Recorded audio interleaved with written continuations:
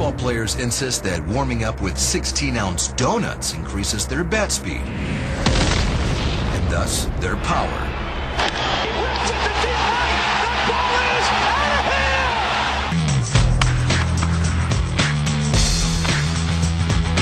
Brian takes 10 swings, but is it valid?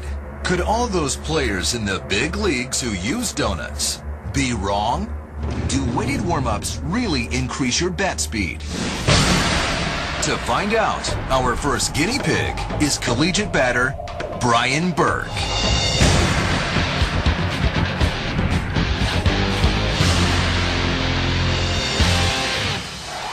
We're going to test whether swinging a weighted bat really does increase bat speed into this sweet spot. We have a regular baseball bat that has been instrumented with some micro-strain gyroscopes. So when you come around with the bat, we'll be able to see exactly how fast you're coming around.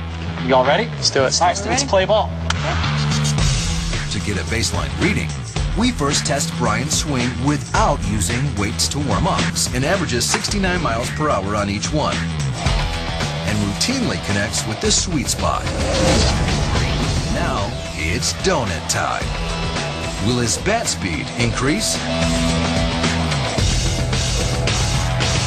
Shane, here's this. So how does it feel now? It feels a little lighter. I think it feels a little better than the first time. Okay. With the weight on that one, so we'll see how it goes.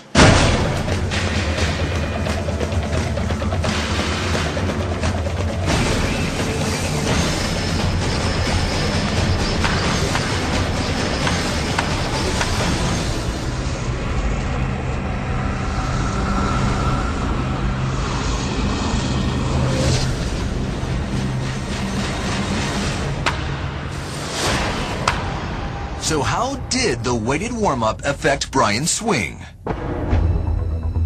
Surprisingly, Brian's bat speed actually went down after swinging the weighted bat, from 69 miles per hour to just over 68.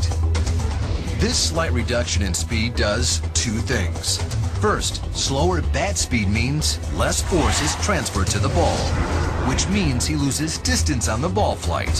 Second, his timing is off. Our Phantom high-speed camera reveals that on average, he misses the sweet spot by several inches. Instead of efficiently transferring energy to the ball, the vibration sends shock waves down the bat, transferring stinging energy to the batter's hands.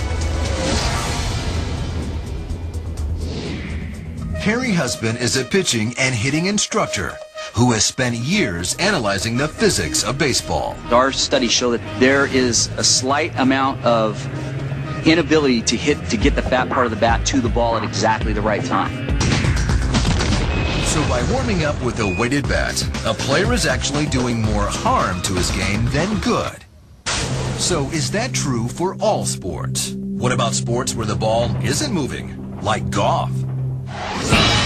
To find out, we head to the Titleist Performance Institute in Oceanside, California. Performance guru Greg Rose will analyze the swings of PGA golfer Dave Phillips. Well, the beautiful thing about here is we've got our launch monitor, and we can actually prove if this works or if it doesn't work. Let's do it. Okay, let's go. First, we run a baseline test, having Dave warm up without weights.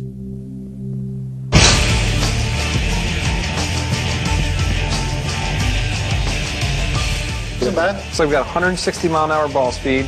The ball carried 262 yards. That's pretty good.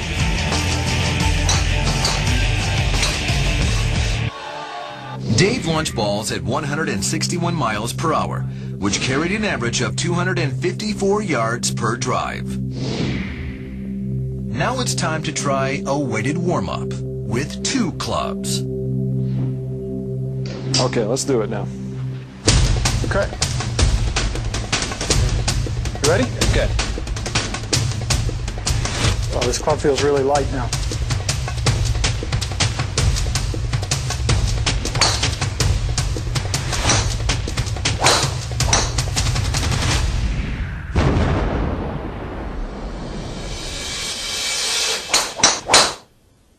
Well, it felt faster. Felt faster? Yeah. All right, so we got the radars picking up the ball. Dave's swing doesn't look much different after the weighted warm-up. But But there's one crucial difference. You said it felt lighter and felt like it was going faster. It did, definitely. Feel and real aren't always the same thing. The average after you swung the weighted club was 162.7. It didn't change the ball speed a ton, but it definitely changed distance. If your thought is, okay, let's swing a weighted club before my first tee, it's going to cost you 30 yards of carry on the first tee. It's the last thing you want to do on the first tee.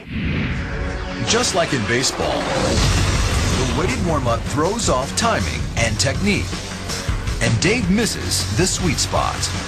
Missing the sweet spot by a few millimeters cost Dave an average of 30 yards off the tee.